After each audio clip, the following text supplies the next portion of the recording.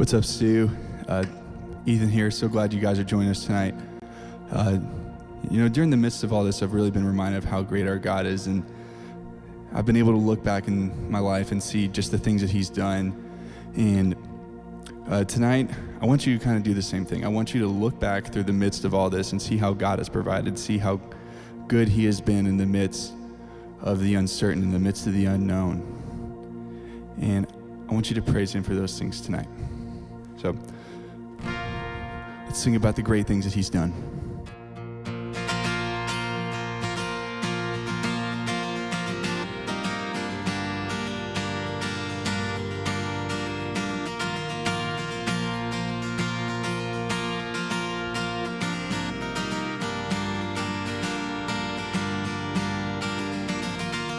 Oh, come, let us worship our King. Come, let us bow at His feet, 'cause He has done great things. See what our Savior has done. Oh, see how His love overcomes, 'cause He has done great things. Yes, He has done great things. Oh, hero of heaven, you conquer the grave. You free every captive and break every chain. Oh God, you have done great things. We dance in your freedom, awake and alive. Oh Jesus, our Savior, your name lifted high. Oh God, you have done great things.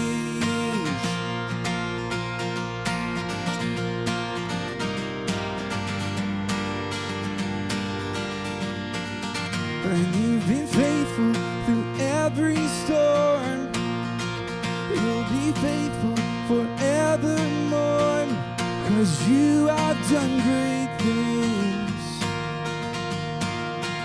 And I know you will do it again, for your promise is yes and amen.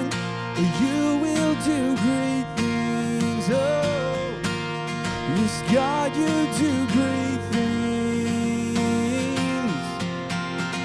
Oh, hero of heaven, you conquer the grave. You free every captive and break every chain. Oh God, you have done great things. We dance in your freedom, awake and alive. Oh Jesus, our Savior, your name lifted high. Oh God, you have done great things.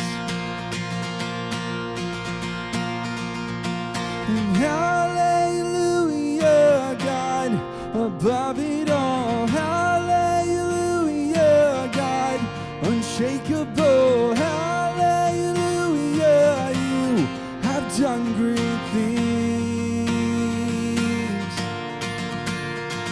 And hallelujah, God, above it all. Hallelujah, God, unshakable. Hallelujah, you have done great things. You've done great things. Oh, hero of heaven, you conquer the grave. You free every captive and break every chain. Oh God, you have done great things. We dance in your freedom, awake and alive. Oh Jesus, our Savior, your name lifted high. Oh God, you have done great things. You have done great things. Oh God, you do great things.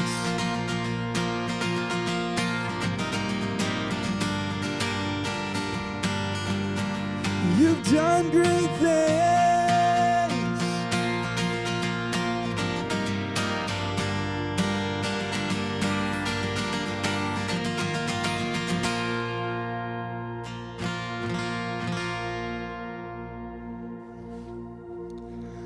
As we continue to worship together, I want to share a verse with you that I found while reading my Bible this week. In Psalm 27, it says, "The Lord is my light and my salvation, so why should I be afraid? The Lord is my fortress, protecting me from danger, so why should I tremble? When evil people come to devour me, when my enemies and foes attack me, they will stumble and fall. Though a mighty army surrounds me, my heart will not be afraid. Even if I am attacked, I will remain confident."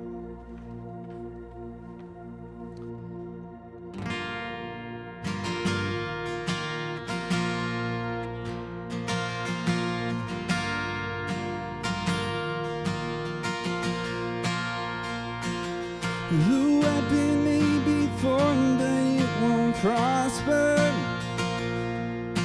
And when the darkness falls, it won't prevail.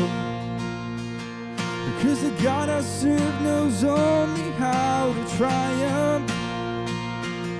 Oh, my God will never fail. Oh, my God will never fail. And I'm gonna say a victory, and I'm gonna say a victory, for the battle belongs to you, Lord. And I'm gonna say a victory, and I'm gonna say a victory, for the battle belongs to you, Lord. Whoa.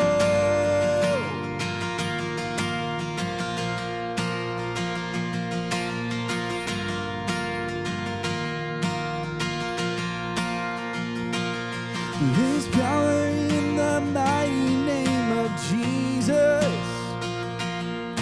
In every war he wages, he will win. And I'm not backing down from any giant, 'cause I know how this story ends. Oh, yes, I know how this story ends. And I'm gonna say a victory, and I'm gonna say a victory, for the battle belongs to you, Lord. And I'm gonna say a victory, yes, I'm gonna say a victory, for the battle belongs to you, Lord. Oh, I'm gonna say a victory, yes, I'm gonna say a victory, for the battle belongs to you, Lord. And I'm gonna say a victory, yes, I'm gonna say a victory, for the battle belongs to you, Lord. Whoa.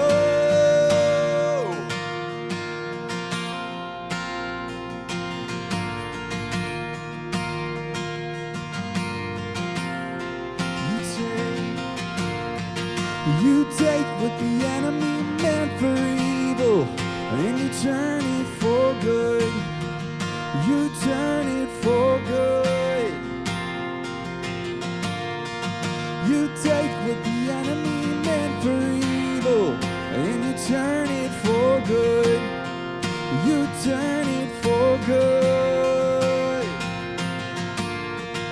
You take what the enemy meant for evil, and you turn it for good. Yeah, you turn it for good. You take what the enemy meant for evil, and you turn it for good. You turn it for good.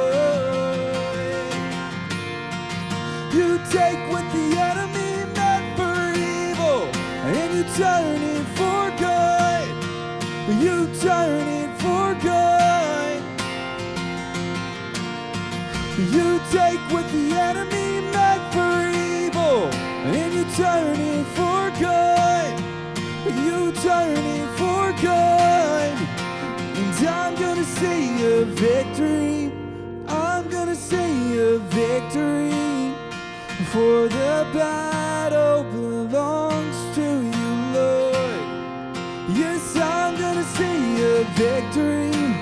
I'm gonna see a victory today, for the battle belongs to you, Lord. Oh, I'm gonna see a victory, and I'm gonna see a victory, for the battle belongs to you, Lord. And I'm gonna see a victory, and I'm gonna see a victory, for the battle belongs to you, Lord. You take what the enemy meant for evil, and you turn it for good. You turn it for good. You take what the enemy meant for evil, and you turn it for good. You turn it for good.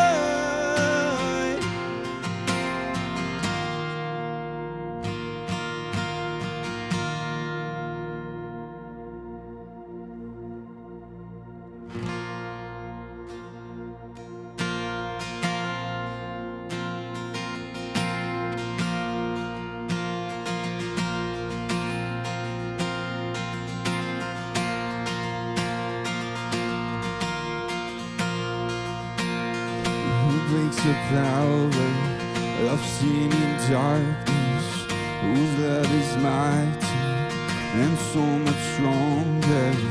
The King of glory, the King above all kings,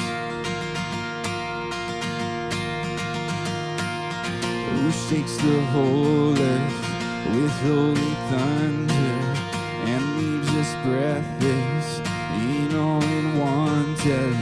The King of glory, the King above all kings. This is amazing grace. This is unfailing love. That you would take my place, that you would bear my cross. You laid down your life, then I would be set free. Oh, Jesus, I sing for all that you've done for me.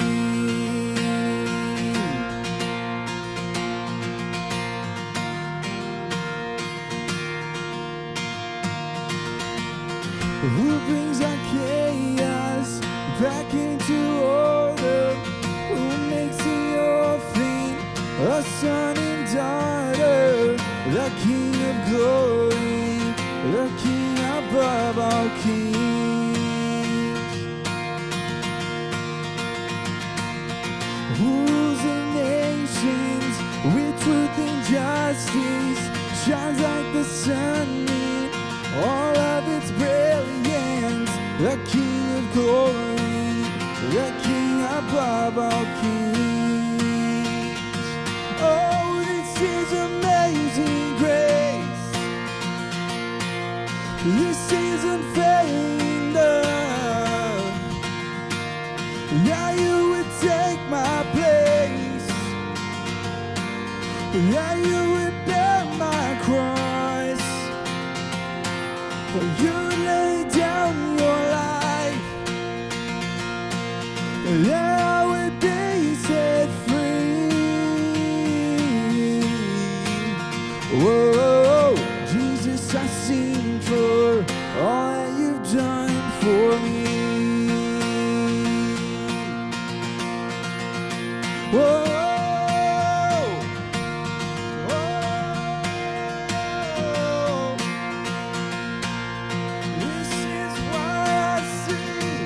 This is why I worship.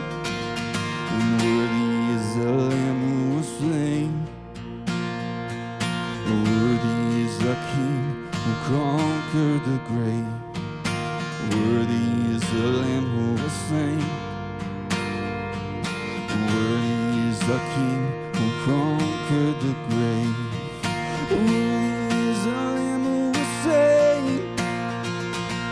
Worthy is the King who conquered the grave. Worthy is the Lamb who was slain. Worthy, worthy, worthy. Oh, this is amazing grace. This is unfailing love. That you would take my place. That you would bear my cross. You would lay down your life. That I would be set free. Whoa, Jesus, I sing for all that you've done for me.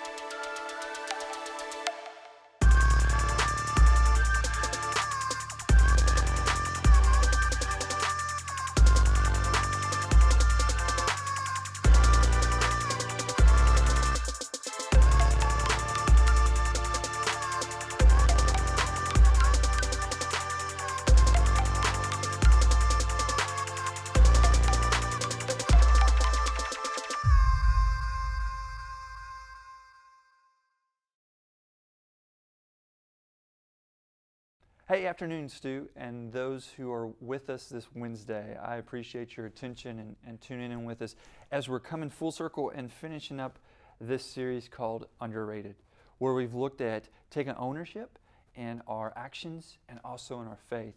And this week, I want to challenge you big time. And this is something that for some comes easy, and for others, this will be maybe the third or the hardest of the three of this series.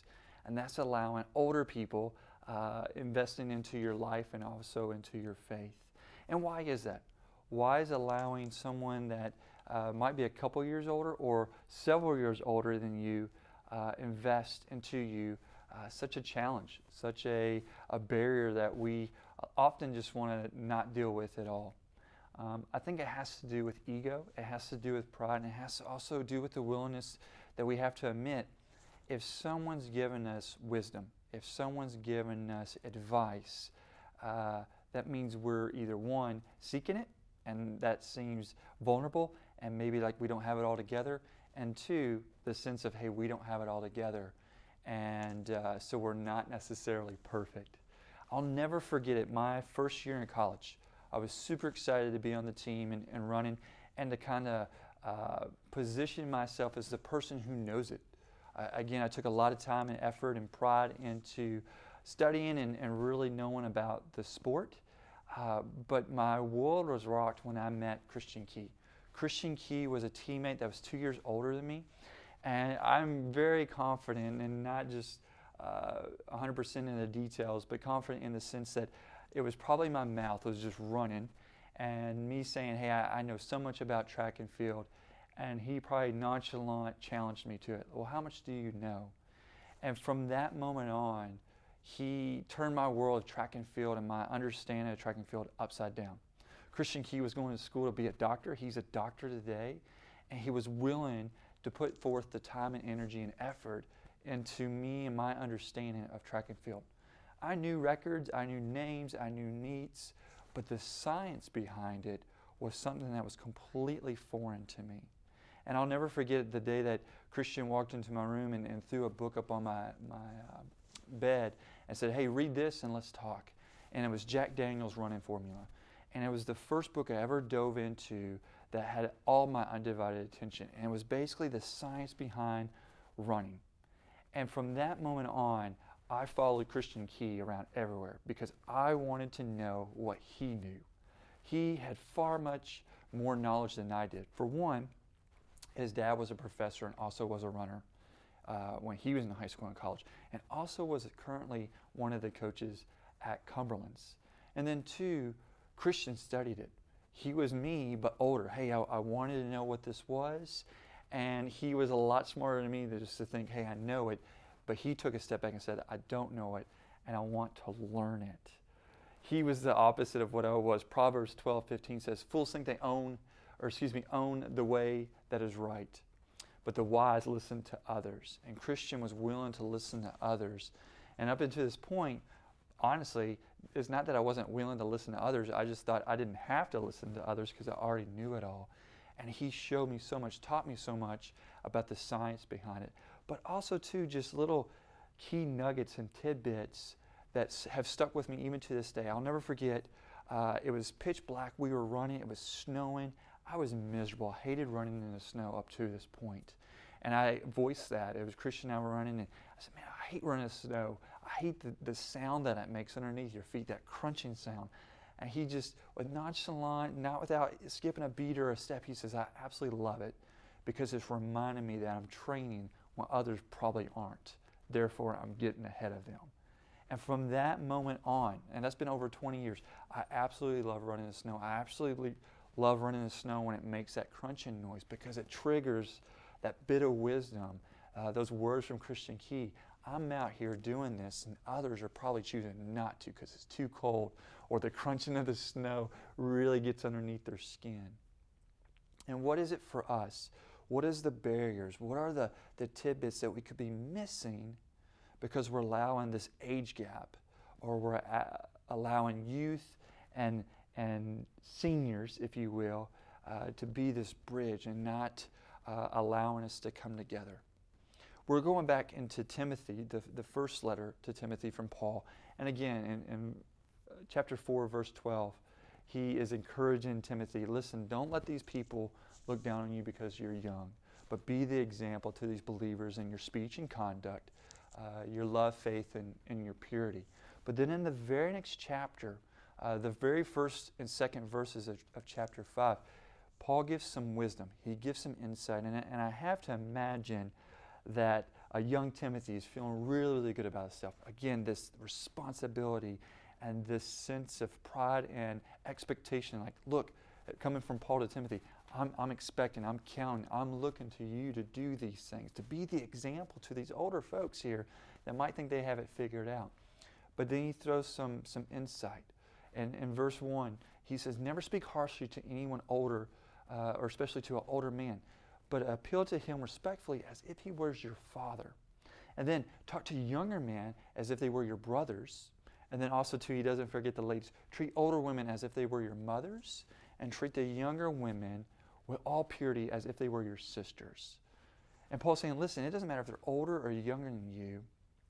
You have a lot to gain from them, but they have a lot to gain from you as well. And I want to ask and challenge you, Stu, is are we allowing older individuals, and it could even just be a year older than you are, the time and energy to invest into you? Are we able to take the insight and the wisdom, the tidbits of information and experience that they have? So instead of saying, hey, man, had I known then what I know now, we can say, I know it now, and because I know it now, I'm able to go down a much clearer or much more successful path because I gave this person the time and energy and the willingness to allow them to invest into me. And that's kind of the challenge. Are you allowing, or are you willing to allow someone older, someone wiser, someone who's seeking out to offer this wisdom to you, the moment of time and opportunities to invest into you? Earlier in the school year, I challenged a lot of our juniors and our seniors and sophomores in high school. Hey, invest into a middle schooler because you've been there, you've done that. Yeah, I could talk about it, but man, it's been several years since I've been in middle school, and some things will never change. Middle school will have certain characteristics that were the same when my parents were in middle school, when I was in middle school, and then when you were in middle school, and even to this day. But there's going to be some things maybe I can't relate to, but you can. You were just there. And how cool would it be for a sixth grader to have a junior or senior in high school to come up to them and say, hey, you got questions, you got scenarios that you need to have sorted out, problem solving, or just that time and energy. I'm a junior or senior in high school and I want to invest time and energy into you. How cool would that be? How much confidence could that give that middle schooler? And the same thing is to their older population. they've been there and they've done that. They're able to be that older population for a reason. They figured some things out, but also too maybe they listened to the wisdom and guidance of people that were older than them, and they can have those things to pass along. I, again, always refer to my parents, and my mom's been a teacher for several years, and my dad obviously was a dairy farmer for several years, and just hearing younger teachers or younger farmers talk about them, like, man, they just got so much insight, so much wisdom. It's like, yeah, they were there, and they're more than willing to pass it on. Are we willing to accept that? And here's the 4 things I'm asking you. Number 1, are we willing to allow that person the time and energy and respect where they can come in and invest into your lives? It could be a parent, it could be a grandparent, it could be somebody outside of your family who's just willing to give the time and effort to say, hey, I want to invest into you and who you are and who you're going to be so you don't make maybe the same mistakes I did. Or I learned this along the way, and man, I can't write it in a book, but I can share it with you here. Number 2, are you willing to accept this? It's one thing to hear it. Okay, that's great, whatever. But are we willing to take the time and process it? Proverbs was a book that was offered to young Jewish boys. Here's tidbits of information. And they could have easily read through it, okay, checked it off, got it. Or they could have sat and listened and processed and understood what the words were saying and the warnings that were offered and given to him. Hey, don't go down this path or avoid this or this, to make sure that you're doing life right and you're living life to the fullest. And then the 3rd thing, can we show appreciation? A really good friend of mine, a baseball coach, Coach Sheets, would always have his men of his baseball team every single year. So freshmen, sophomores, juniors, and seniors in college write appreciation notes. And they would hand write these notes and mail them out to maybe a former coach or a former teacher or a mentor of some sort, someone who offered the time and energy to invest into them. Because of you, this is where I'm at. Because of the insight and wisdom you gave me, these were the decisions I was able to make. And even to this day, Coach Sheets, almost every single week, will get a letter or a postcard or something in the mail from former baseball players doing the same thing to him. Hey, Coach, because of you, this is where I'm at, and I'm a husband and a father, or doing this with work, or this with my kids. And it's super rewarding to see that. At the end of the day, are we allowing someone to invest into us? Are we allowing someone to invest into our lives, but also into our faith, into our words, into our actions, where we could be able to say, you know what, not had I known then what I know now, but because of this, I know, and therefore I'm able to, and who knows where that might go.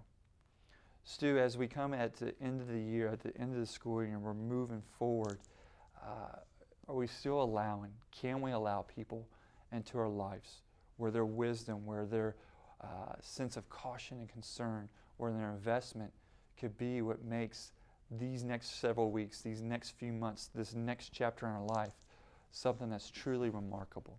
Are we allowing someone to invest into us?